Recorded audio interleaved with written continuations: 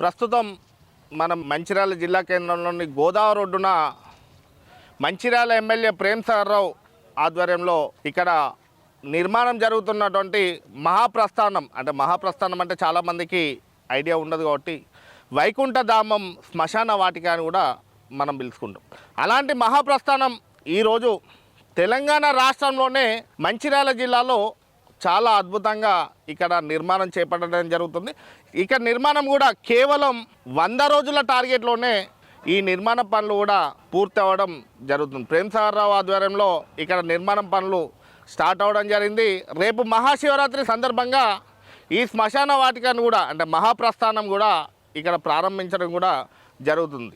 కాబట్టి ఒక్కసారి ఈ మహాప్రస్థానం విశిష్టత అసలు ఇంత గొప్పగా దాదాపుగా తెలంగాణ రాష్ట్రంలోనే ఇలాంటి మహాప్రస్థానం ఎక్కడ కనబడ్డ దాఖలాలు కూడా లేవు. ఎందుకంటే మన కోల్బెల్ట్ ప్రాంతం కావచ్చు, కరీంనగర్ కావచ్చు, వరంగల్ కావచ్చు, నిజామాబాద్ ప్రాంతంలో కూడా ఇంత అద్భుతమైన మహాప్రస్థానం ఎక్కడ కూడా మనం చూస్తున్నాం.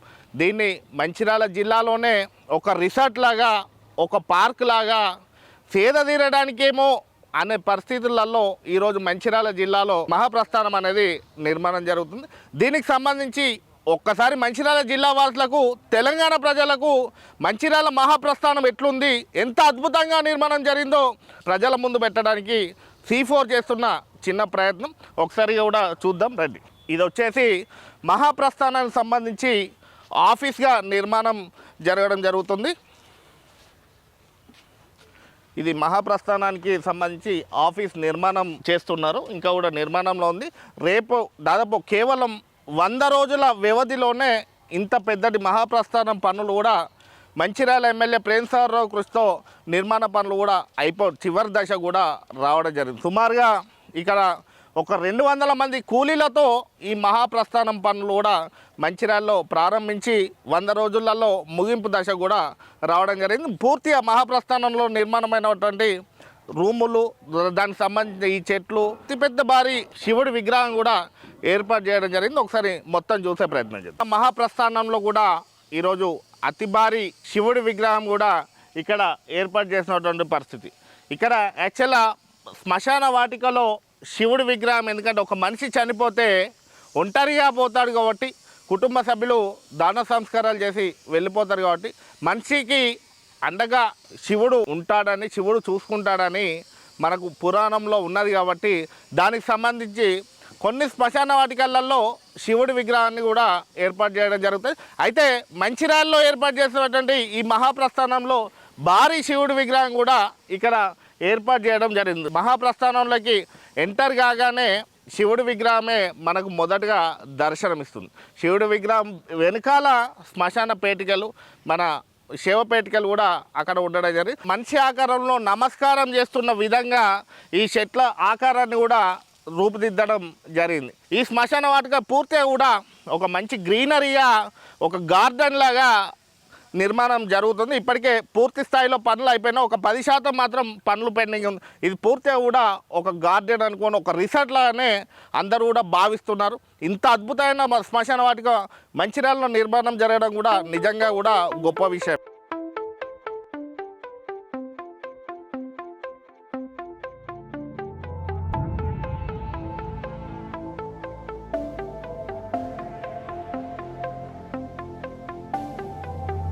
విరచిస్తా నేడే నవశకం, నినదిస్తా నిత్యం జనహితం. ఈ మంచిర్యాల మహాప్రస్థానంలో ఒకేసారి 8 మృతదేహాలను కూడా అంత్యక్రియలు చేయడానికి కూడా ఇక్కడ శివపేటికలు కూడా నిర్మాణం చేయడం జరిగింది. ఇక్కడ 1 నుండి ఆ చివరికి 8 అంటే ఒకేసారి పట్టణానికి సంబంధించి ఈ మంచిర్యాల కార్పొరేషన్కి సంబంధించి ప్రజలు ఎవరైనా చనిపోయి ఉంటే ఒకేసారి 8 మృతదేహాలు కూడా ఇక్కడ అంత్యక్రియలు చేసే విధంగా నిర్మాణం చేపట్టడం జరిగింది. దీనికి ఆపోజిట్లో కూడా వచ్చినటువంటి బంధువులు, కుటుంబ సభ్యులు సేద తీయడానికి కూడా ఎదురుగా శివపేటికలకు ఎదురుగా సేద తీయడానికి గదులు కూడా నిర్మాణం చేయడం జరిగింది. ఒకేసారి 8 మృతదేహాలకు అంత్యక్రియలు చేసే విధంగా ఇక్కడ నిర్మాణం చేయడం జరిగింది. ఇది మహాప్రస్థానానికి సంబంధించి శివపేటకి సంబంధించిన గది. ఎదురుగా ఉన్నటువంటి గదిది కుటుంబ సభ్యులు, చనిపోయిన వ్యక్తులకు సంబంధించిన కుటుంబ సభ్యులు సేద తీయడానికని, ఇక్కడ కాసేపు కూర్చోవడానికని ఇక్కడ ఈ విధంగా గదులు కూడా నిర్మాణం చేయడం జరిగింది.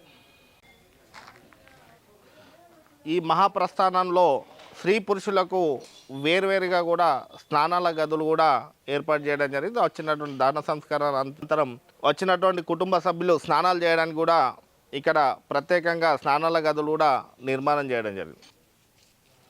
ఇక్కడ శవాలను కాల్చడానికి ఉపయోగించే కర్రను భద్రపరచడానికి కూడా వుడ్ స్టోరేజ్గా ప్రత్యేక రూమ్ కూడా నిర్మాణం చేయడం జరిగింది.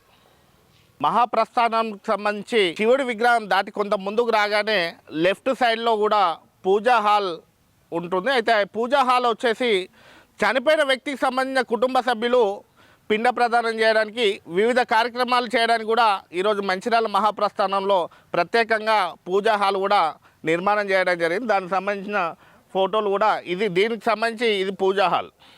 మంచిర్యాల మహాప్రస్థానంలో మరో అద్భుతమైన విషయము, గొప్ప విషయం ఏంటంటే ఈ మహాప్రస్థానంలో గెస్ట్ హౌస్ కూడా నిర్మాణం చేపట్టడం జరిగింది. ఇప్పటికే కొన్ని ప్రాంతాలలో కొంతమంది కిరాయికి ఉన్న సందర్భంలో ఆ ఇంటి ఓనర్లు శవం రావద్దు, మీరు రావద్దు, శవాన్ని బయటనే దాన సంస్కారాలు చేసుకోవాలి, కార్యక్రమాలు బయటనే చేయాలని చెప్పి కొన్ని ఇబ్బందులకు గురి చేసే క్రమంలో ఈరోజు మంచిర్యాల మహాప్రస్థానంలో ఈ గెస్ట్ హౌస్ కూడా, అంటే కొన్ని అనివార్య కారణాల వల్ల వాడుకోవాల్సినటువంటి గెస్ట్ హౌస్ కూడా ఈరోజు మంచిర్యాల మహాప్రస్థానంలో నిర్మాణం చేయడం జరిగింది. ఒకసారి గెస్ట్ హౌస్ని చూద్దాం. ఇది ఇప్పటివరకు మనం చూసినటువంటి మంచిర్యాల గోదావరి ఒడ్డున నిర్మాణం జరుగుతున్నటువంటి మహాప్రస్థానం. చాలామందికి మహాప్రస్థానం అంటే ఐడియా ఉండదు కాబట్టి వైకుంఠధామం. నిజంగా కూడా మంచిర్యాల జిల్లాకే కావచ్చు, మంచిర్యాల కార్పొరేషన్ పరిధిలో ప్రజలు అదృష్టవంతులుగానే మనం భావించవచ్చు. ఒక వైకుంఠధామం మహాప్రస్థానం ఇంత గొప్పగా ఈ తెలంగాణ ప్రాంతంలో నిర్మాణం జరగడం కూడా ఇప్పటివరకు ఇలాంటి మహాప్రస్థానం చూసిన పరిస్థితులు హైదరాబాద్ ప్రాంతంలో కూడా ఇంత అద్భుతంగా ఉన్నటువంటి మహాప్రస్థానాలు మనం ఎక్కడా చూడలేదు.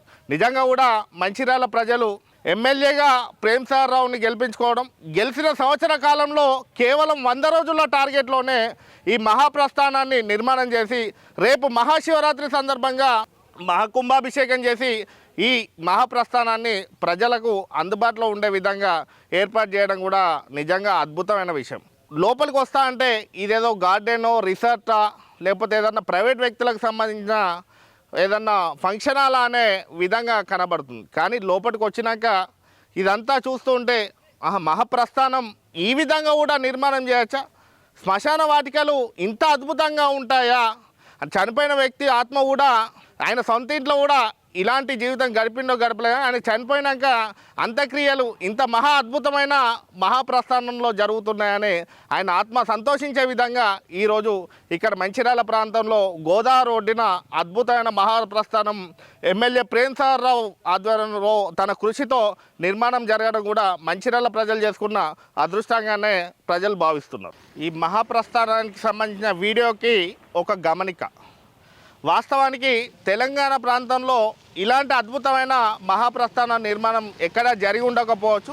నిజంగా కూడా మంచిర్యాల ప్రాంత మహాప్రస్థానమే గొప్పదానిగా, అంటే వాస్తవాన్ని చూసిన పరిస్థితులలో ఈ తెలంగాణ ప్రాంతంలో మంచిర్యాల మహాప్రస్థానమే చాలా గొప్పగా నిర్మాణం చేశారు. కాబట్టి C4 ఇది ప్రజలందరి ముందు ఈ మహాప్రస్థానాన్ని పెట్టాలన్న ఉద్దేశంతోనే ఈ కార్యక్రమాన్ని, ఈ వీడియోను మీ ముందు పెడుతుంది.